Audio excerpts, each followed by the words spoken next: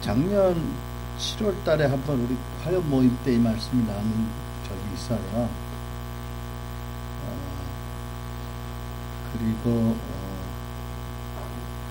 우리 전에 같이 신앙생활하던 우리 지체들은 아마 한두 번 더 들었을 거고요. 오늘 이 말씀을 나누고 싶은 마음에 감동을 주셔서 이 말씀을 나누고자 합니다. 여기 이제 엘리야와 엘리사 두 선지자 스승과 제자 이야기가 나오는데, 엘리야는 배경 설명이 없이 문득 성경에 등장을 해요. 아주 기이한 케이스입니다. 보통 보면 이렇게 어떤 하나님이 당신의 선지자와 사사들을 또 뭐 이렇게 신약의 사도들을 이렇게 세우실 때 보면 출신 가정이 어떤지 되게 어느 정도 정보가 있는데, 열왕기상 19장을 보면 문득 엘리야가 나타납니다. 그래서 굉장히 배경이 설명이 안 되는, 그러면서도 불구하고 신약 성경을 보면 모세와 함께 참 사무엘, 모세, 엘리야 이렇게 구약 시대의 대표적인 선지자로 이렇게 등장을 하지요. 그리고 그 스승보다도 상당히 엄청난 많은 역사를 행했던 제자 엘리사, 이 두 사람이 이 지상생애에서 마지막 헤어지는 장면의 말씀입니다. 열왕기상 19장 16절을 보면 엘리야가 탈진해서 자살 충동, 죽기를 소원해서 하나님께 매달리지요. 하나님께서 자꾸 재우시고 먹이고 또 재우시고 먹이고, 그래서 힘을 좀 주셔서 하나님의 산으로 가게 하셨어요. 그리고 동굴 속에서 이제 쉬게 하시면서 이제 마음을 추스리고 믿음을 추스리고, 어느 날 하나님이 나타나십니다. 강한 지진과 강한 바람 소리와 이제 이런 현상들이 나타나는데, 막상 하나님은 그 현상 가운데 안 계셨어요. 그럴 때 세미한 음성이 들립니다. 그 세미한 음성은 사실은 엘리야 안에서 들린 음성이에요. 내가 여기서 무엇하고 있느냐. 그러니까는 엘리야는 하나님이 어디 계신지 탈진 상태에서 원망스럽고 멀게만 느껴지고 하나님 임재가 안 느껴지고 정말 답답하고 고통스러운 시간을 보냈는데, 막상 하나님의 계시는 뭐냐면 내가 너와 함께 있었다.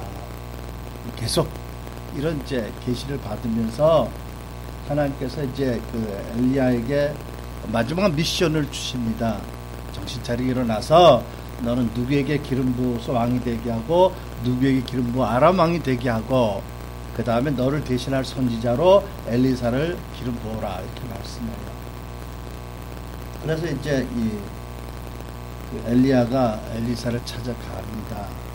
찾아가가지고 겉옷을 던져요. 물론 그 당시 문화적으로는 이해가 되는 일이지만 그래도 그렇지 사실은 좀 우리에게는 안만 봐도 생소해요. 그렇죠? 좀 친절하게 하면 안 돼?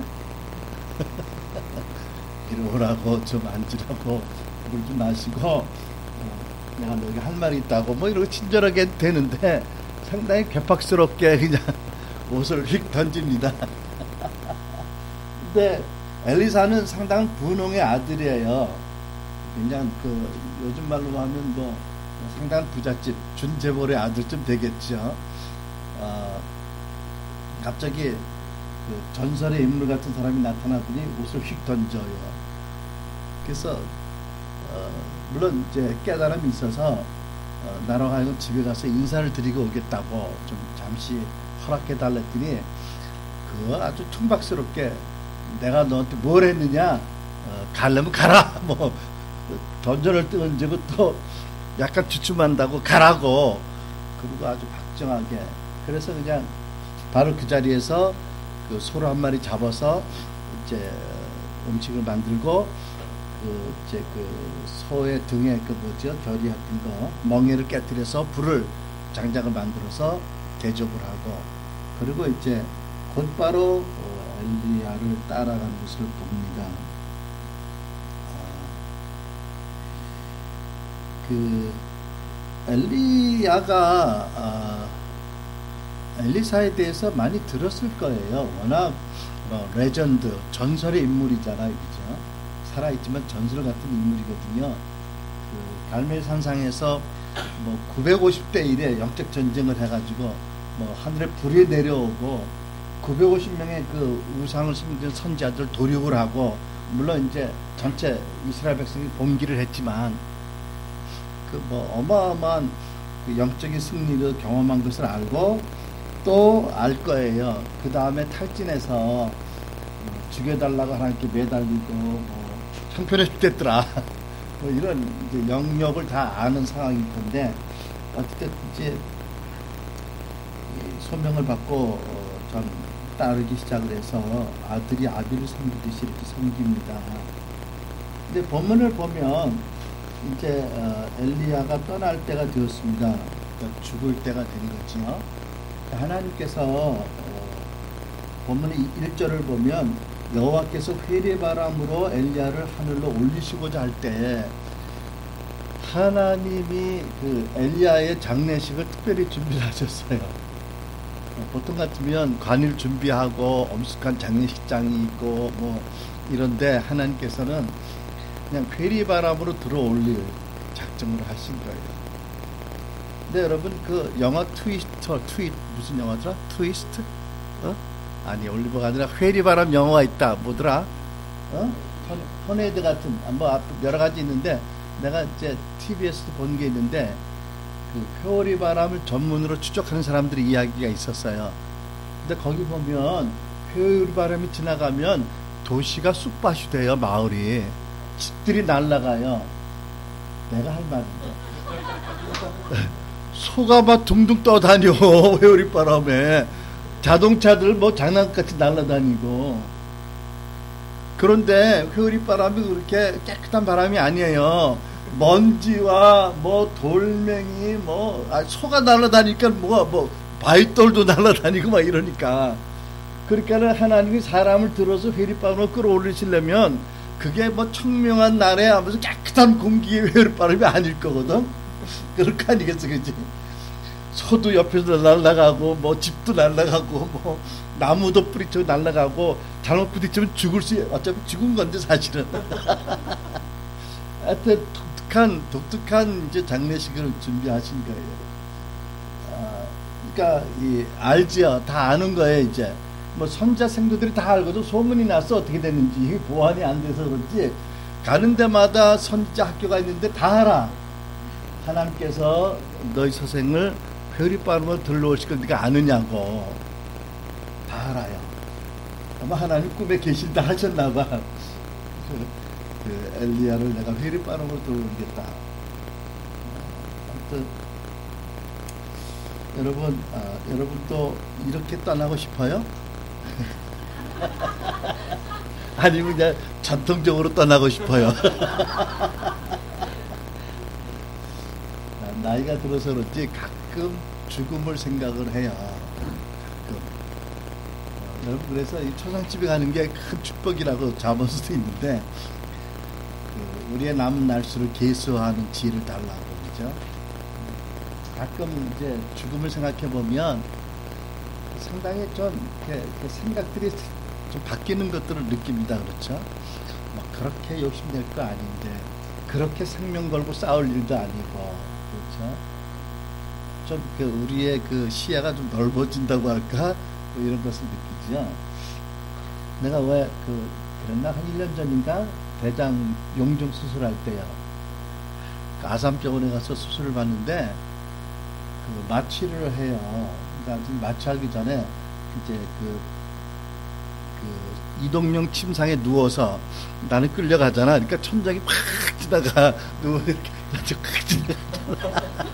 뒤에서 남자분이 막 밀고, 또 우리 사모님도 열심히 따라오더라고. 그래서 속으로 저 양반 내가 죽을 때 저렇게 따라올래나? 꼴보기 싫다고 가라고 안 따라올래나? 이런 생각도 들고, 짧은 시간에 많은 생각을 했어요. 내가 언젠가는 나이 많아서라도 병원에 입원했다가 뭐 이러고 가겠지. 어? 응급실로 갈 거 아니야, 그지? 일단 뭘 대가지고 벌쩍 뛰게 만들든지. 하여튼 뭐 의사들이 돈 벌려고 뭐 할 거 아니야, 그지? 그런 거 하지 말라고 유언을 해야 될까? 어쨌든 내가 언젠가는 누워서 이 병원 천장이 막 지나가는 걸 보고 할 거다. 그때까지 뭘 해야 될까? 무엇이 나에게 가장 중요한 가치일까? 뭐 이런 생각을 잠시 한 적이 있습니다. 그런 마음을 계속 유지해야 되는데, 그죠? 여러분들 무슨 말인지 몰라? 한번 다 누워볼래? 가서? 입원실 들어가는? 네. 근데 이제, 엘리야가 처음부터도 엘리사에 대해서 친절하지 않더니 끝까지 친절하지 않은 걸 보는 거예요, 여기서. 그죠? 그러니까 이게 성품의 문제인지, 이게 하나님 주신 마음인지, 이거는 숙제예요. 잘 모르겠어. 근데 어떨 때 보면 내 마음대로 못 하잖아요, 그죠? 어떨 때 보면 물론 내 기질이 늘 나타나기도 하지만 어떨 때는 이게 내 마음이 아닌 것 같은 뭐 이럴 때도 있어요. 근데 마지막 부분에도 중간에 어떨지 몰라도 굉장히 퉁명스러운 모습입니다. 물론 선지자이기 때문에 하나님 주신 마음이라고 믿는데 어쨌든 이제 길갈에서부터 출발을 하더니 자꾸 엘리사 보고 떨어지라는 거예요. 제발 따라오지 말아라. 귀찮다. 나 혼자 가게 해다오. 뭐 이러면서요. 몇 번을 계속해요. 그죠? 몇 번을. 제발 좀 귀찮으니까 좀 따라오지 말아라. 이렇게 합니다. 근데 여러분, 왜 그렇게 했다고 생각해요? 결론적으로 우리가 이렇게 보니까, 성경에서 보니까 봐서 알 수 있는데, 이 엘리야가 정말로 자기에게서 받을 수 있는 축복이 무엇인지를 알고 정말 사모하는 마음이 있는지를 계속 테스트한 거예요. 그죠? 사실은요. 안 주겠다고 작정한 건 아닌 것 같아요. 또 자기가 주는 것도 아니에요. 그러니까 하나님께로 오는 건데 자기를 통로로 해서 주어지는 건 알아요. 근데 이 엘리야는 엘리사가 정말로 원하는지를 알고 싶었던 것 같아. 그러니까 계속 좀 남아있으라고. 나 혼자 가게 해달라고. 그런데 또 엘리야는 끝까지 지치지 않고 여호와의 살아계심과 당신의 살아계심을 두고 맹세하느니 절대로 내가 떠나지 않겠다고. 아주 껌딱지같이 붙는 거예요. 그죠? 우리 애들이 엄마한테 붙는 거 보면 내가 가끔 껌딱지 생각하거든. 껌딱지같이 붙어있는데 그보다 더 왕당하게 붙어있어요. 절대로 안 떨어지겠다고. 사실은 우리도 주 예수님을 그렇게 끝까지 봐야 됩니다. 그죠? 우리도 왜냐하면 우리가 살다 보면 우리 가족들도 있고 우리에게 주신 사명과 사역도 있고 또 뭐 여러 가지가 있지만 정말 가장 우리가 가장 추구할 가치는 하나님이시잖아요. 그죠? 또 그분이 있는 곳에 우리가 있기를 작정하는 것. 그분이 가는 곳이라면 뭐라고 해도 껌딱지같이 아니 그냥 접착제같이 붙어있는 거. 그것이 아마 우리 인생에 가장 행복하게 되는 비결이라고 믿습니다. 그러니까 다른 것 때문에 떨어져서는 안 될 것이 바로 주님이 임재고 주님이 가시는 곳입니다. 그렇죠? 내가 정말 우리가 사는 날 동안 계속해서 예수님 당신의 마음에 있는 곳에 내 마음도 있게 해주시고 당신이 보는 걸 나도 보게 해주시고 당신이 느끼는 걸 나도 느끼게 해주시고 당신이 가는 곳에 나도 가게 해주시고 내가 당신이 가라는 곳에 있겠습니다라고 계속 고백하면 하나님이 기뻐하실 거예요. 그게 우리가 마땅한 고백이 될 줄로 믿습니다. 사실 여기 보면 선지자들이 많아요. 가는 데마다 선지자 스쿨이 있더라고, 학교가. 그러니까 한 학교에 벌써 50명이면 여기 나오는 사람은 200명이 돼요. 그죠? 근데 그 중에서 한 사람에게 하나님이 은혜를 크게 주셔요.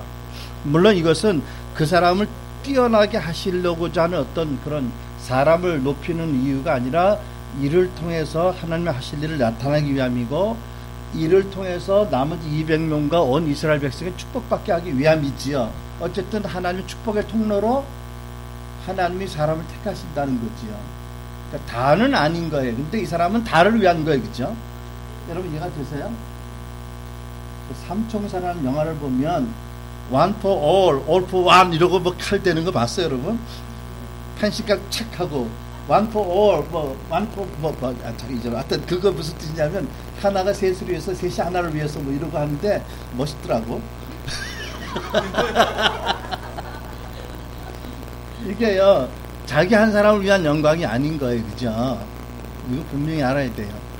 하나님이 엘리사 한 사람을 높이는 데 관심 있는 게 아니라 이 엘리사가 축복의 거룩한 통로가 되어서 엘리사를 통해서 모든 이스라엘이 축복을 받게 하는데 목적이 있어요. 그러니까 우리는 그분의 마음을 잘 알아야 될 거예요, 그죠?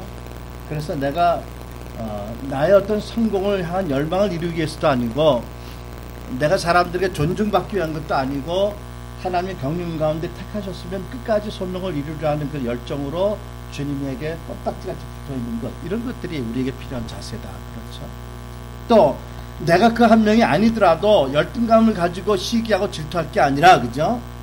저 사람이 잘 되도록 기도하고 저를 통해서 나도 함께 잘 될 것이고 우리가 함께 모두 승리자가 될 것이라는 그런 정체성 또 가져야 될 거고요. 그렇죠? 그러니까 특별히 여러분 보세요. 우리가 이제 요즘 그 일터 사역에 대해서 많이 얘기하는데, 일터에 그 정상에 올라간 사람은 몇 명 안 돼요. 나머지 크리스찬들은 그들을 위한 스태핑 스톤이 돼야 돼요. 그러면 하나님이 그 정상에 올린 그 사람들만 축복하시느냐? 나는 그렇게 안 믿어요. 왜? 성경을 보면 주의 마음에 합한 다윗이 시글락을 침노한 아멜렉을 쫓아갈 때 군인 중에 한 200명이 힘이 약해서 못 가는 거예요. 그러니까 이 사람들하고 보조를 맞추다 보면 아멜렉을 추적을 못해. 그러니까 어떻게 했어요? 너 여기 있어라. 내 한 군에 지장이 있으니까 여기 쉬어라. 그리고 지치지 않은 잘 걷고 뛰는 사람들을 다시 추려서 쫓아가서 전리품을 취득하고 포로든 친구들 찾아오죠. 와서 전리품을 나눌 때 어떻게 해요? 200명까지 다 똑같이 나눴어요. 그러니까 이 불황당 같은 놈들이, 불황당이라고 성경이 있는데 왜 얘들을 주냐고, 그랬더니 다윗이 아니라고, 그리고 같이 나누잖아요. 그죠? 그럼 하나님께서는요, 정상에 든 몇 사람들만 크게 축복하시고 나머지는 축복 안 하시느냐? 내가 보기에는 사람들의 눈엔 그럴지 몰라도 저 천국 가면 마땅히 나를 밟고 올라간 사람들의 스태핑 스톤이 된 사람들도 똑같은 상급을 주실 거라고 믿어요. 바른 믿음을 가지고 있다면. 그러니까 우리가 시기할 건 없는 거예요. 하나님의 택하신 가운데 경외함으로 순종하고 서로 축복하는 거죠. 그렇죠? 그것이 킹덤 마인드의 한 모습이라고 믿습니다. 어쨌든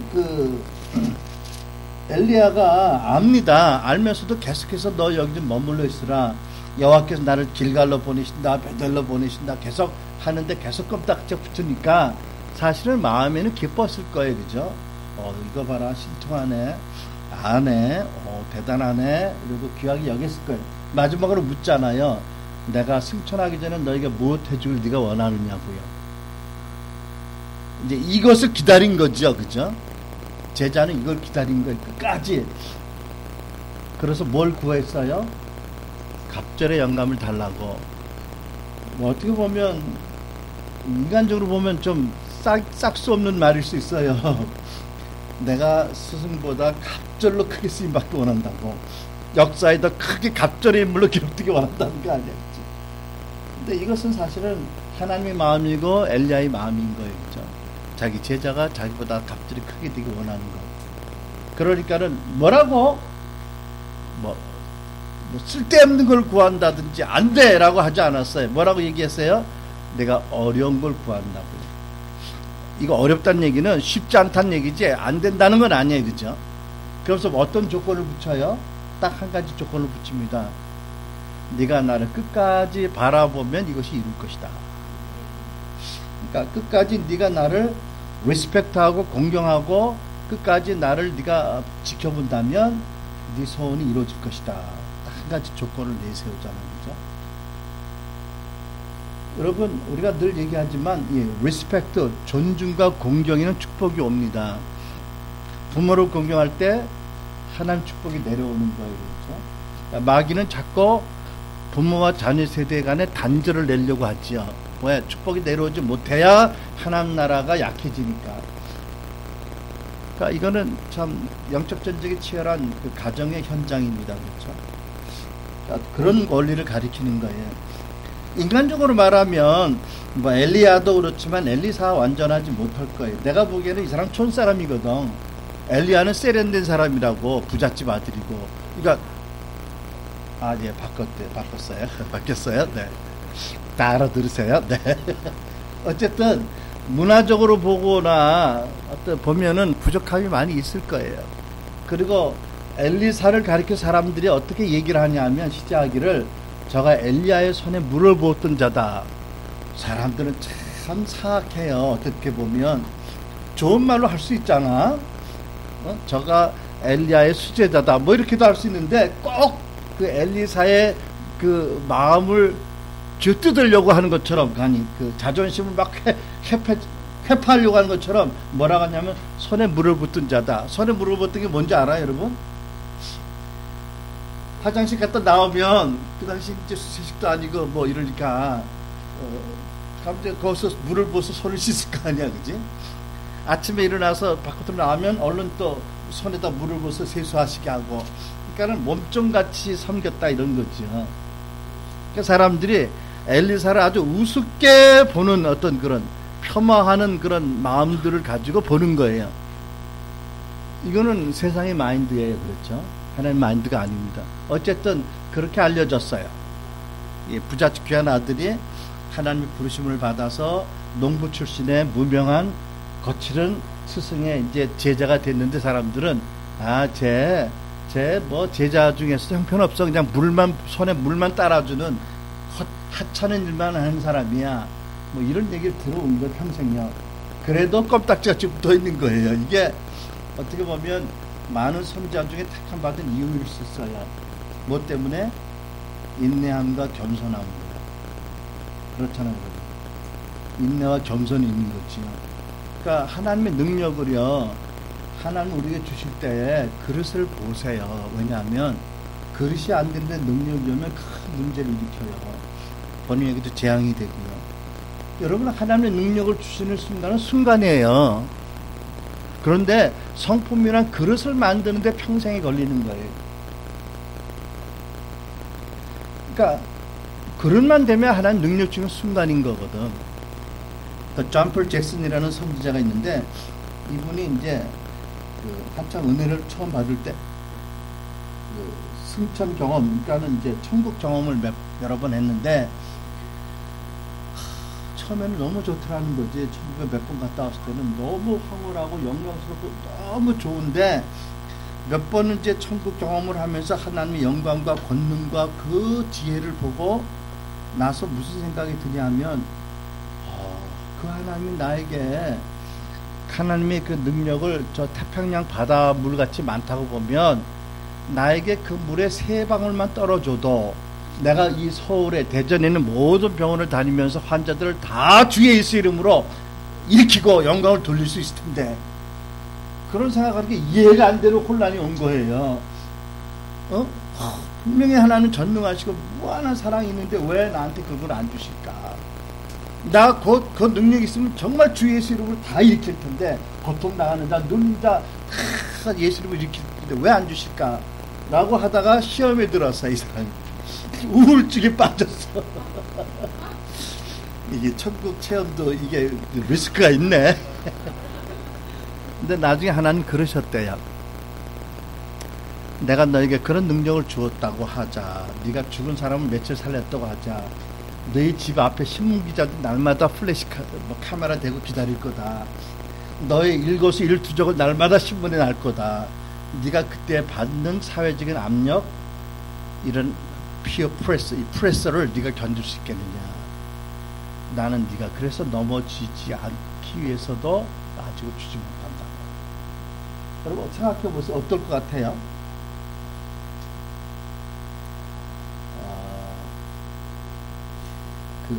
우리가 예수님을 얼굴과 얼굴로 대면해서 구하는 것은 인티메시의 목적이기도 하고 가장 큰 가치인데, 여러분 동시에 이거 아셔야 될 것 같아요. 주님의 얼굴을 보면서 영광으로 변화된다는 말씀은 진리인데, 우리가 죽음이라는 관문을 통과해서 주님을 만났을 때 완전한 진리예요. 그런데 육신을 가지고 이 땅을 살면서 사단이, 죄악이 범람은 이 세상을 살 때는 진리이면서도 완전하진 않아요. 무슨 뜻이냐면, 하나님의 경륜에 따라 우리가 예수님을 몇 번 만났다고 완전히 성숙해지는 사람이 아니더라고요. 로마서 5장 3절을 보면 환난이 인내를 낳고 인내가 성품을 만들고 성품이 소망을 이룬다고 그랬어요. 두 가지가 함께 있어요. 그릇은 환난을 통해서 믿음의 인내를 갖게 하고, 이 믿음의 인내 훈련을 통해서 성품이 갖춰지는 거예요. 내 주변에도 예수님 만난 사람 있잖아. 여기도 있고 저기도 있고 여기도. 근데 저분들이 완전하냐고. 물론 나도 완전치 않지만, 예수님이 우리 집에 오셔가지고 저 양반만 만나고 두세 번 가셔서 내가 섭섭한 적이 있었는데, 근데 저 양반 예수님 만났다고 완전해졌느냐? 아니, 훨씬 좋아지신 건 사실인데 내가 보기에는 그 체험 가지고 완전해지는 건 아니더라고. 이 죽음의 관문을 통과해서 가면 완전해져요. 근데 그전에는 뭐가 있어야 되냐면 환난이 필요한 거예요. 여러분, 성숙하게 되려면 환난을 구하셔요. 환난을 통해서 믿음의 인내를 가져야 돼. 믿음의 인내를 통해 성품이 만들어져. 성품이 만들어져야 예수 닮는 소망이 이루어져. 로마서 5장 3절에요. 두 가지가 함께 있어야 돼요. 이쪽은 생각하기 싫지요. 그냥 오토매틱하게 짜잔 되고 싶은데, 하나님이 얼마나 지혜로우신지. 하나님 생각이 하늘보다, 땅이 하늘보다 높거든. 그러니까 여러분, 능력보다 우리가 참 많은 시간을 통해서 하나님 만들어 가시는 게 그릇이다, 성품이다. 그러니까 여기 보면 엘리야도 성품이 이렇게 뛰어난 사람은 아니었어요. 그렇지만 그에게는 아버지 마음이 있었고 하나님 마음이 있었어요. 그죠? 제자에게 얘기를 합니다. 어려운 것을 구한다. 거절은 아니에요. 네가 정신 차리고 끝까지 구하면 받을 것이다. 희망을 주지요.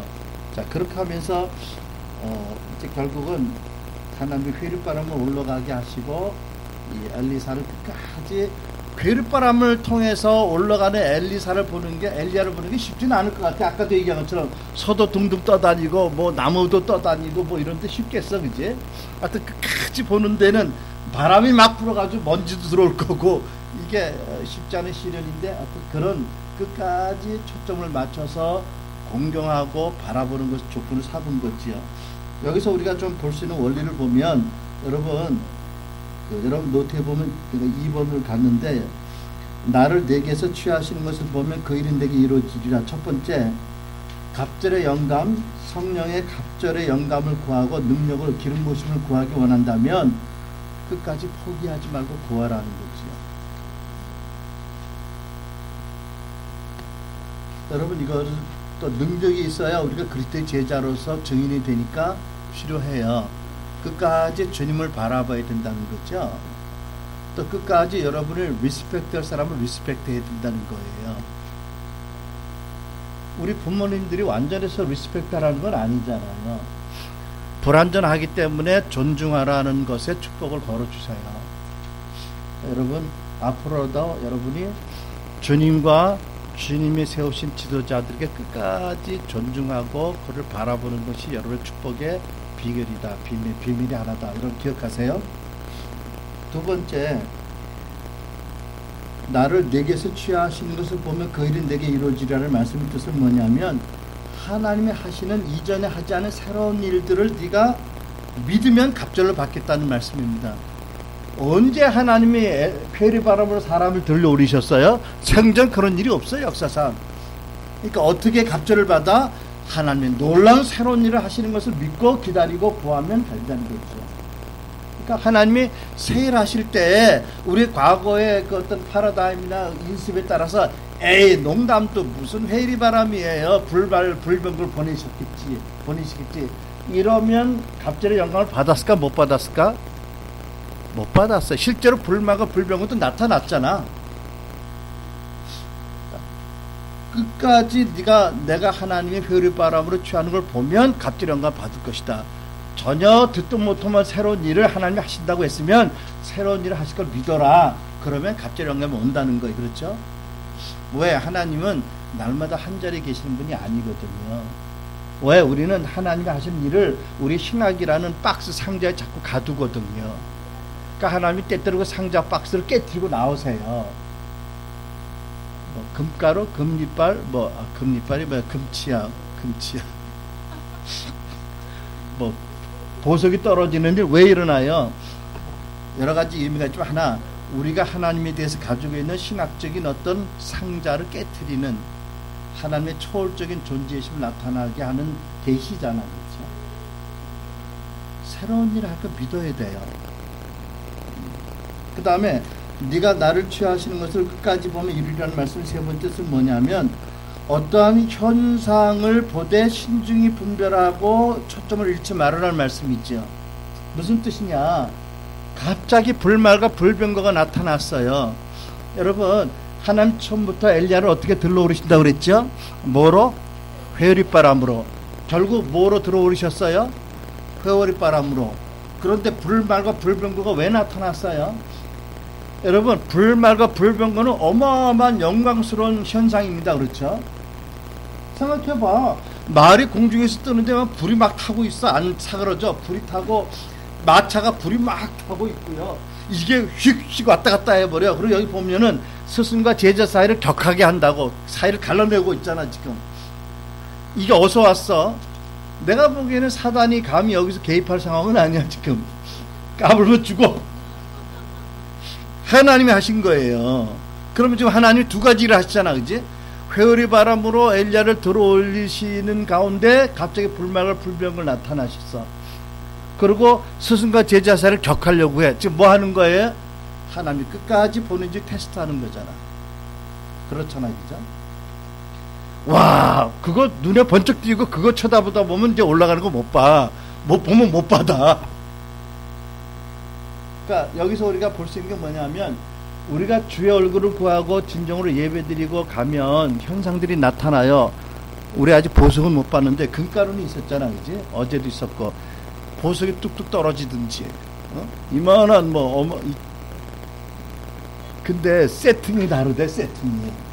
이거 팔러 간 사람들 얘기 들어보면 어디서 샀냐고 그러는데 왜 그러냐 했더니 세팅이 도저히 사람으로 하지 못하는 세팅이 나온대. 근데 파는 사람들 뭐야? 그 인간들이 그거 대대로 갑오로 그거 놔둬야 되는 거 아니야? 지난번에 우리 부산에 목사님들 모였을 때 그 얘기 한 거예요. 우리는 기차 시간으로 올라왔는데 나머지 10시까지 얘기했대. 뭐냐면 목사님들 집에 보석 떨어지고 그 오성환 목사님 떨어졌는데 두 교인이 갖다 팔았대네, 보석을. 그래서 그분 말씀이, 그럴 줄 알았으면 나한테 가져오면 내가 비싸게 사주는 걸. 하나님 난해하신 분이세요. 왜 그런 사람한테 보석을 떨어뜨려? 팔 사람. 갑오로 모실 사람에게 떨어뜨려야지. 근데 아무튼 두 사람 다 하는 얘기가, 그 보석상에서 깜짝 놀래가지고 어디서 샀냐고 이런 거를 알려달라고.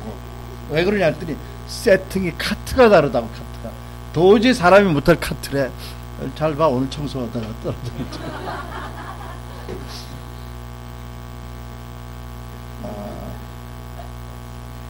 여러분, 그런데 이런 현상들에 우리가 초점을 맞추면 무슨 위험이 있느냐?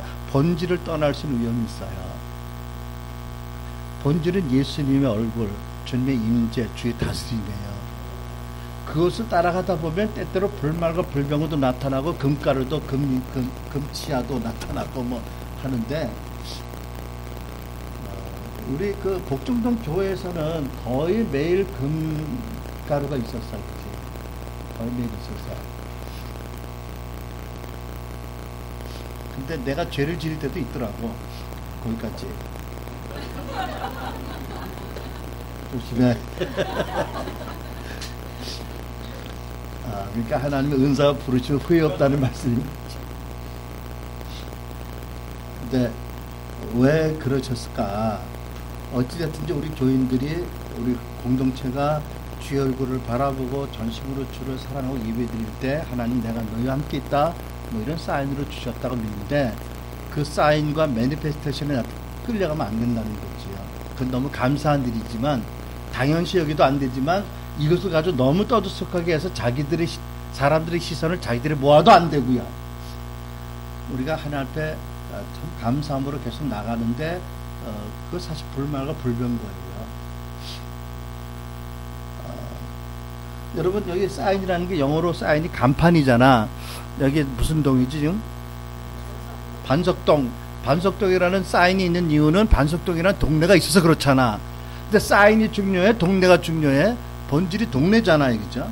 그러니까는 불말과 불병거, 금가루, 뭐 금치야, 뭐 이런 것들이 현상들은 본질이신 하나님 그분의 임재로 나타나는 것들이에요. 그죠? 그러니까 그거고 이 두 개 사이로 혼동해서는 안 된다. 우리가 그런 현상도 감사하지만 현상의 마음을 뺏겨서는 안 된다. 이런 걸 보여주는 거죠. 그러다 보면 갑절의 축복을 못 받는다는 거죠. 그렇죠? 그 다음에 또 한 가지 더 본다면 갑절의 영감과 갑절의 축복을 받으려면 이전과는 다르게 해야 된다. 또는 과거 것을 버려야 된다는 말씀이 있어요. 여기 보면 엘리야가 올라가면서 마지막 순간에 겉옷을 던집니다. 근데 엘리사는요 겉옷을 받은 다음에 자기 겉옷을 벗은 게 아니에요. 놀랍게도요 겉옷이 떨어지는 걸 보기도 전에 자기 겉옷을 벗어서 찢어버려요. 우리 같으면 받은 다음에 찢지 않겠어, 그치? 근데 순서가 달라요, 그죠? 먼저 찢으면 떨어져요. 이게 우리를 쉽지 않게 하는 건데 이게 하나님의 역사입니다. 그렇죠? 그럼 이해가 되세요?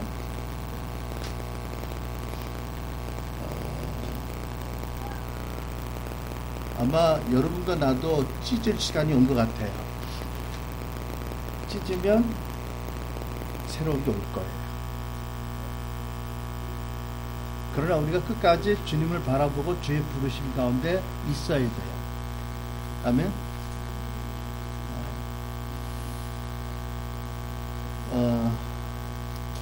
여러분 여기에 그 선지자들을 하나님이 보내신 네 곳의 그 지명과 네 곳이 가는 의미가 있어요. 그걸 나누고 마치겠습니다. 그 엘리야가 계속해서 하나님께 길갈에서 시작을 해서 하나님 나를 어디로 보내신다? 베델로 여리고로 계속 말씀하세요. 그죠? 그러니까 이게 마지막에 선지자의 스승과 제자가 함께하는 선교 여행 아니면은 기도 여행의 순서입니다. 그렇죠? 근데 처음에 어디서부터 시작했냐면 길갈입니다. 그렇죠? 길갈이라는 도시의 이름이 뜻은 뭐냐면 굴러가는 거예요. 굴러간다. 근데 여러분 그 여호수아서 5장 9절을 보면 이런 말씀이 있습니다. 여러분 거기에 성경이 있죠? 같이 읽습니다. 시작. 여호수아에게 이르시되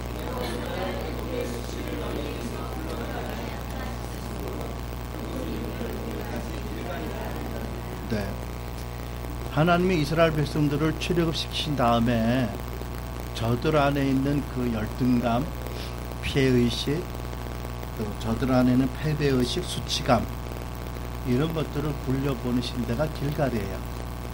여러분 결국 하나님께서는 새롭게 이스라엘의 선지자로 세우는 그 엘리사에게 길갈의 교훈을 새겨주기 원하신 거예요.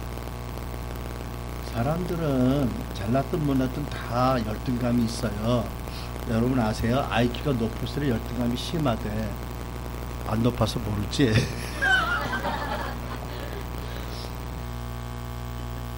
여러분 뭐 아주 그 아이비리그의 미국의 아주 참 그 유명 그 명문대학 학생들을 어떤 줄 알아요? 내가 보기에 걔들도 다 열등감이 심하고 시달리고 있어요. 생각해봐요. 걔들 수준에 경쟁하는 거야. 상대들이 만만치 않아. 그러니까 어디가 남들이 볼 때는 대단하다고 이렇게 봐줄지 몰라도 자기들끼리에는 어마어마한 경쟁과 긴장과 스트레스와 열등감이 심해요. 우리 한번 복정동에 있을 때 그때 어느 대학 다니는 애들인가 그 아이비리그에 다니던 두 여대생들이 왔는데 애들이 키도 크고 인물도 이쁘고 잘생겼는데 기도를 하는데 딱 보니까 열등감 얘기를 하더라고. 그래서 나도 속으로 처음에는 뭐 쟤들이 무슨 열등감이 있다고, 미국의 명문대학교 다니는 재원들이지 이쁘지 뭐 다 좋은 것 같은데 열등감 너무 심해서 하는 그런 열등감을 만드시더라고. 그래서 내가 이게 열등감은 다 있는 거다라는 걸 다시 한번 경험했어요. 수치감. 우리 과거에 완전한 사람이 어디 있어. 우리 다 잘못된 선택을 한 적도 있었거든. 그렇죠? 근데 여러분 아세요? 그리스도 안에 결코 뭐가 없다고? 정죄함이 없다. 예수님이 우리 대신 수치가 되셨어요. 그죠? 정죄감이 있어서는 안 되는 거예요. 그러니까 여러분들이 어떤 선택을 잘못한다 하더라도 우리의 믿음의 대상은 하나님이지 우리가 아니에요. 하나님 잘 믿는 내가 아니라고. 내가 믿는 그분이 완전하고 자비하시고 지혜와 능력이 무한하신 사랑의 하나님이세요. 그분이 우리가 혹 선택을 잘못했다고 크게 놀라서 당황하실 분이 전혀 아니세요. 아주 여기 만만하게 우리를 끌어가시는 분이세요. 그리고 말씀하시기를 그리스도 안에 결코 정죄함이 없다고 하셨어요. 여러분 자신을 하나님이 보시는 눈으로 보는 게 중요해요. 정체성이지, 그죠? 그러기 위해서는 굴려보낼 게 있는 거예요, 여러분. 나는 이 말씀 볼 때마다 어릴 때 내가 부러워하던 게 있었어. 뭘 부러워했냐면, 그때 우리 동네 애들 중에 아주 엘리트 애들이 있었는데, 얘들이 어떻게 엘리트냐면, 굴렁쇠를 굴리는데, 우리는 이 철사를 이렇게 둥그렇게 만든 굴렁쇠인데, 이게 둥그렇지가 않아가지고, 울퉁불퉁해서 잘 안 굴러가. 근데 얘들은요, 잘 굴러가. 왜냐하면, 자전거 안에 뭐지, 그거? 휠. 그거 엘리트의 상징이야, 그게. 부잣집 애들이야, 그거. 자전거 휠이 얼마나 동그래, 그지? 거기도 홈도 돼 있잖아. 작대기 눌고 밀리면 잘 가. 우리는 그거 뭐 정말 요즘 BMW 보듯이. 그 당시 나의 BMW는 그거야.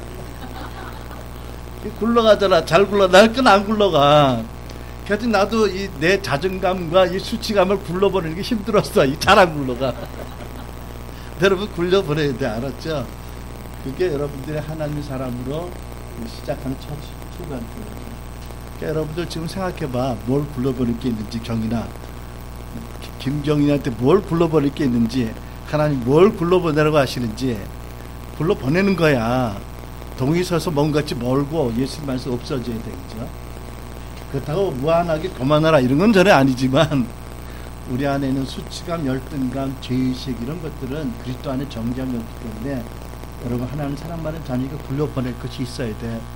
이걸 끌어안고 사는 게 정직한 거라고? 아니야. 이거는 비열한 거야. 아셨죠 여러분? 두 번째가 간 것이 어디에? 베델입니다. 베델이 어디입니까? 베델은 하나님의 집이에요. 그러니까 하나님의 임재예요. 하나님의 나타난 힘이에요. 그렇죠? 다시 말하면 야곱이 평생 처음으로 집에서 쫓겨나다시피 나가서 광야에서 외롭고 무섭고 두렵고 장래가 전혀 예측이 안 되는 이런 상황에서 밤에 잠을 잘 때 누굴 만났어? 하나님. 그럼 거기를 베델이라고 이름했어요. 그렇죠? 이제는 그분만이 나의 보호자시고 그분이 나의 모든 것 되세요. 여러분 하나님, 임마누엘 하나님에 대한 코람데오, 우리 가운데 코람데오라는 이름을 쓰는 분이 있는데, 코람데오라는 게 뭐죠? 하나님 존재 안에서, 그죠? 하나님 나와 함께 계시다는 것. 버릴 것을 수치를 보내버리고, 열등감을 버려버리고, 그 다음에 우리가 가질 것이 뭐라고? 하나님이 이 질그릇 같은 내 안에 같이 계시다. 라는 믿음의 고백이지. 그게 여러분이 하나님과 동행하기 위한 필요한 과정이에요. 그렇죠? 내가 얘기했죠. 언제부턴가 내게 이런 고백이 있다고. 성령님, 당신이 내게 함께 있는 것이 내 얼굴에 코가 붙어있는 것보다 더 확실하다고. 코를 만져가면서 얘기했어. 내 귀가 붙어있는 것보다 당신이 내 안에 계시기 더 확실하다고. 여러분 잘 안 믿어지면 나중에 코 만지고 귀 만지고 얘기해. 여러분 얼굴에 귀가 붙어있어? 그러면 성령이 계신 거야. 코가 붙어있어? 계신다고. 그럼 더 확실히 계세요. 그 다음에 세 번째 어디에? 여리고입니다. 여리고에서는 우리가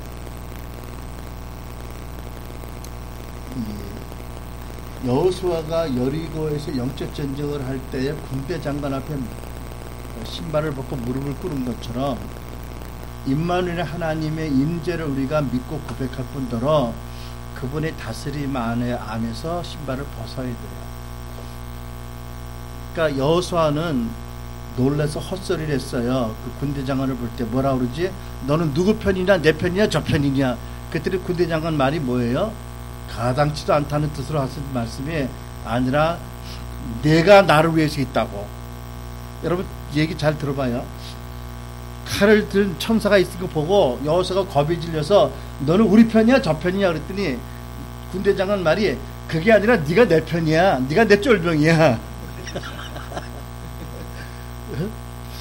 네가 무릎을 나면이 아니야. 내 말 들어. 넌 신발을 벗어. 내 앞에 무릎을 꿇어. 이런 그분의 임재, 그분의 다스림 앞에 신발을 벗으라는 거예요. 그때 여리고가 무너져요, 그렇죠? 그러니까 우리 인간의 지혜와 경험을 하나님의 그 인도하심이나 다스림 앞에 놓지 말아야 된다, 그렇죠? 그래서 그 앞에 무릎을 꿇고 신발을 벗고 계속 그를 따를 때 우리에게 승리가 주어지고 갑자기 영광이 주어진다. 마지막에 요단입니다. 여러분, 요단은 우리가 찬송가에서 있잖아, 그죠? 뭐라 그래? 며칠 후 어떻게 요단강 건너가. 마지막 너 건너가는 강이에요. 죽음이지요. 죽음과 영생을 가르는 강이 있죠, 그죠? 이 세상과 영생을 가르는. 여러분, 사도 바울이 고린도서 15장 31절에 뭐라고 썼죠? 같이 쓴다. 시작. 형제들아, 내가 그리스도 예수 우리 주 안에서 가진 바 너희에 대한 나의 자랑을 두고 단언하노니 난 날마다 죽노라. 사도 바울의 자랑이 뭐라고요? 어느 곳에서는 오직 예수 그리스도라고 했고 여기서 뭐라고 그래요? 날마다 죽는 게 자랑이래요. 무슨 뜻이겠어요? 날마다 나의 의지와 나의 육신의 정력과 나의 기질을 십자가 못 박는다. 이게 내 자랑이다. 왜요? 그렇게 해야 내 안에 계신 예수님이 드러나니까. 이게 사도 바울의 자랑입니다. 그렇죠? 우리 안에 예수님 와 계세요. 성령님 와 계시는데 그분이 뭐 때문에 안 나타나는 줄 아세요? 우리의 습관, 우리의 기질, 우리 자아가 막고 있어요. 그러니까 예수님이 그 헬라인들이, 그리스인들이 예수님 찾아와서 면회를 신청할 때 예수님이 승천하시기 얼마 전에 이렇게 말씀하시잖아. 하늘의 밀알이 땅에 떨어져 썩어져 죽으면 많은 밀알을 맺는다고 하세요. 무슨 뜻이죠? 그리스 사람들이 나를 면회한 것을 안다. 근데 나는 곧 승천할 것이다. 세상 사람들이 나를 보기 원할 것이다. 사람들이 어떻게 나를 보느냐? 너희 제자들이 너희 자아가 썩어져 죽으면 너희 안에는 내가 나타날 것이다. 우리 안에 계신 그분, 영광의 소망이 계시잖아요. 근데 그분이 안 나타나는 게 뭐 때문인 줄 알아요? 우리 자아 때문에. 우리가 가려요, 그분을. 우리가 적어지고 우리가 죽으면 그분이 더 크게 나타나요. 예수께서 우리에게 오셔서 의와 지혜와 구속이 되신다. 여러분, 우리가 날마다 자신을 부인하고 우리의 육신, 죄의 성질과 정과 육신 십자가 못 받고 세례요한처럼 날마다 내가 쇠하기를, 아니 죽기를 원하면 내 안에 예수님이 더 크게 나타날 거 믿습니다. 그게 우리의 목적이지요. 세상에 그리스도의 제자가 되고 증인이 됩니다.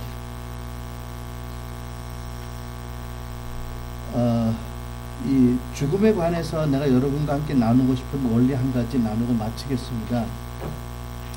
제가 지난달에 할리 그로버라는 그 기도 사역, 기도의 사도 만나서 그분의 가르침도 받고 잠시 교제하고 책도 보면서 언젠가 여러분에게 나눠드릴 걸로 했는데 오늘이 그날인 것 같아요.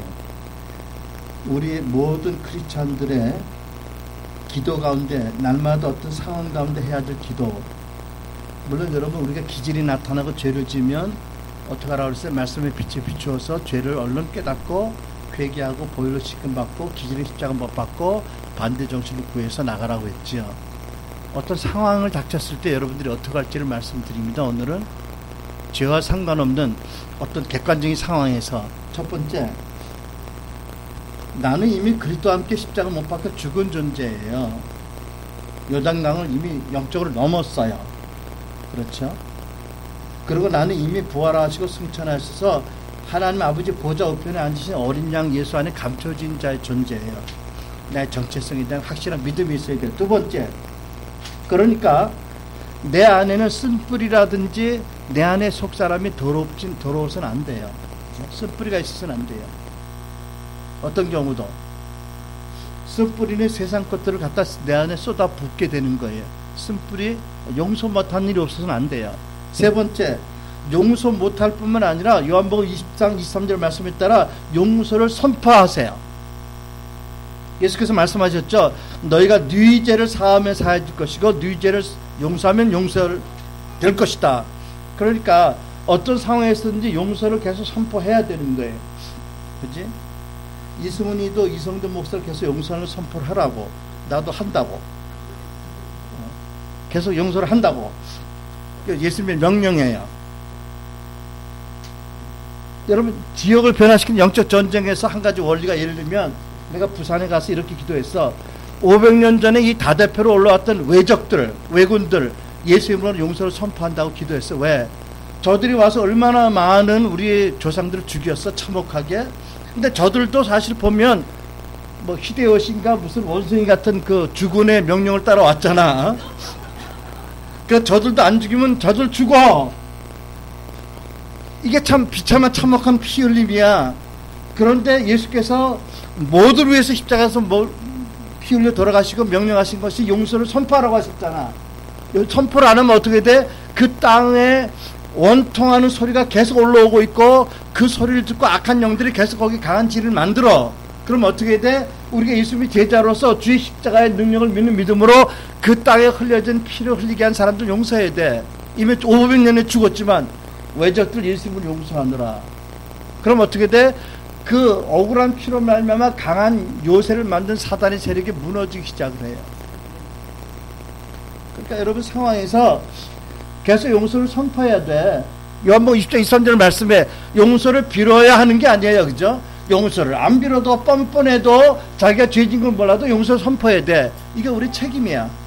여러분 이해가 되죠?